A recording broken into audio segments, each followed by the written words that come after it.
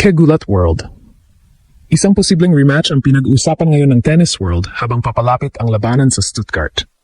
Ang 20 anyos na Pinay sensation na si Alexandra Ayala ay maaring muling makaharap ang Italian star at world number 8 na si Jasmine Paolini sa prestihiyosong Porsche Tennis Grand Prix.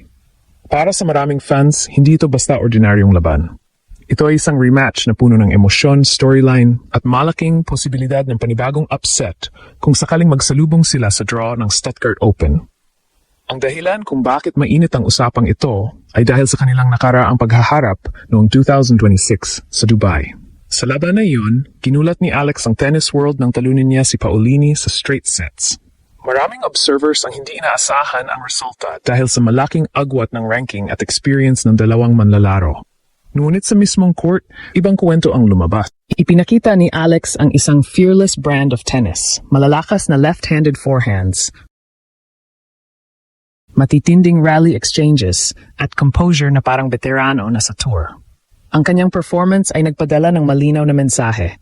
Hindi na siya simpleng prospect lamang. Isa na siyang tunay na challenger sa pinakamataas na level ng women's tennis. Ngayon, kung mangyari ang rematch sa Stuttgart, ang laban na ito ay magiging klasikong halimbawa ng youth versus experience. Si Paolini ay isa sa pinakarespetadong players sa WTA Tour. Sa edad na halos 30, dala niya ang maraming taon ng experience sa elite competitions, pati na ang tactical intelligence na hinasa sa maraming high-pressure matches. Kilala siya sa kanyang mabilis na footwork, matalinong shot selection, at consistency sa baseline rallies. Ang ganitong klase ng laro ang nagdala sa kanya sa top 10 rankings ng mundo. Sa kabilang banda, si Alex ay kumakatawan sa bagong henerasyon ng tennis. Bata, fearless at agresibo ang kanyang estilo. Ang mga rising stars tulad niya ay kadalasang nagdadala ng unpredictable energy sa court. Wala silang takot sa reputasyon o ranking ng kalaban. Sa halip, ang kanilang mindset ay simple lamang. Maglaro ng malaya at agresibo. Ito mismo ang nakita ng tennis world sa kanilang unang paghaharap, kung saan si Alex ang nagdikta ng tempo ng laban sa pamamagitan ng kanyang powerful ground strokes at matinding court coverage. Isa pang mahalagang factor sa potential na rematch na ito ay ang psychological edge. Sa tennis, napakalaking bagay ng mental advantage sa pagitan ng dalawang players.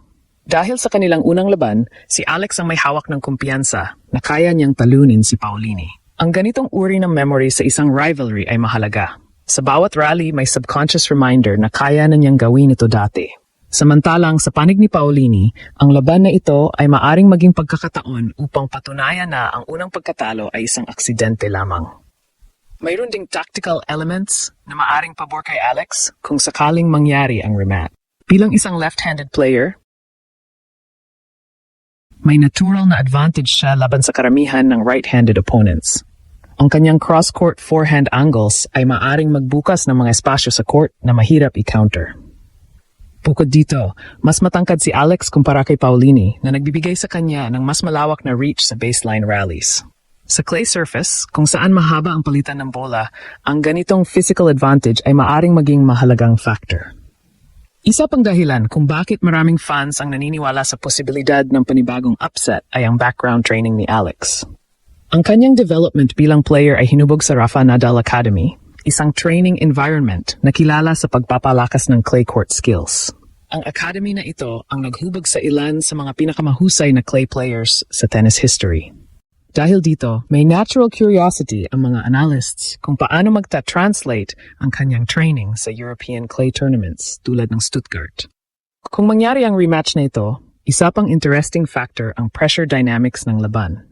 Sa papel, si Paolini ang mas mataas ang ranking at mas may karanasan. Ngunit dahil natalo na siya kay Alex noon, maaring siya ang may mas mabigat na pressure sa rematch. Ang expectation mula sa fans at media ay maaring magpataas ng intensity sa kanyang performance. Samantalang si Alex, bilang mas batang challenger, ay maaring pumasok sa laban na mas malaya ang pag-iisip. At sa professional tennis, madalas na ang ganitong freedom sa mindset ang nagiging dahilan ng mga malalaking upset. Higit sa lahat, ang laban na ito ay may mas malaking kahulugan sa global tennis narrative. Si Paolini ay kumakatawan sa established European presence sa women's tour. Isang player na dumaan sa mahabang proseso ng development bago maabot ang elite level. Samantalang si Alex naman ay simbolo ng bagong wave ng international talent. Ang kanyang pagangat sa world stage ay nagbibigay ng inspirasyon hindi lamang sa Pilipinas, kundi sa buong rehiyon. Kung magkatapat nga sila sa draw ng Stuttgart, siguradong magiging isa ito sa mga pinakaabangang laban ng torneo. Hindi lamang dahil sa kanilang head-to-head history, kundi dahil sa contrast ng kanilang playing styles at career stages. Ang veteran composure ni Paolini laban sa fearless energy ni Alex ay maaaring lumikha ng isang laban na puno ng drama at momentum swings. Sa huli, ang potensyal na rematch na ito ay hindi lamang tungkol sa isang panalo o pagkatalo. Ito ay tungkol sa patuloy na pag-angat ng isang batang Pinay sa world stage ng tennis. Ang kanyang presensya sa mga elite tournaments tulad ng Porsche Tennis Grand Prix ay patunay na unti-unti na siyang nagiging bahagi ng pinakamataas na antas ng sport. At kung sakaling muling mangyari ang laban nila ni Paolini, isang bagay ang check. Manonood ang buong Italy, sisigaw ang buong Pilipinas, at muli na namang maghihintay ang tennis world kung maulit ba ang pagkagulat ng mundo. Sa kabuuan, ang posibleng rematch sa pagitan nina Alexandra Ayala at Jasmine Paolini sa Porsche Tennis Grand Prix ay higit pa sa isang simpleng laban sa draw. Ito ay simbolo ng dalawang magkaibang yugto ng tennis careers na nagtatagpo sa isang mahalagang sandali. Sa isang panig ay ang experience, maturity at tactical discipline ng isang top 10 veteran. Sa kabilang panig naman ay ang fearless energy, hunger at raw potential ng isang 20 anyos na rising star mula sa Pilipinas.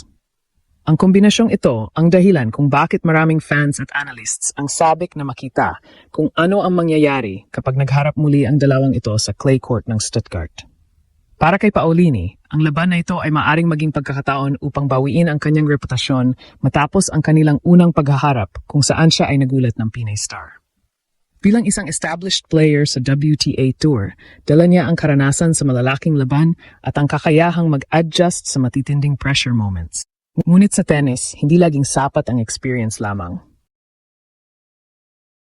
Minsan, ang kalaban na may mas sariwang kumpiyansa at momentum ang nagiging mas mapanganib.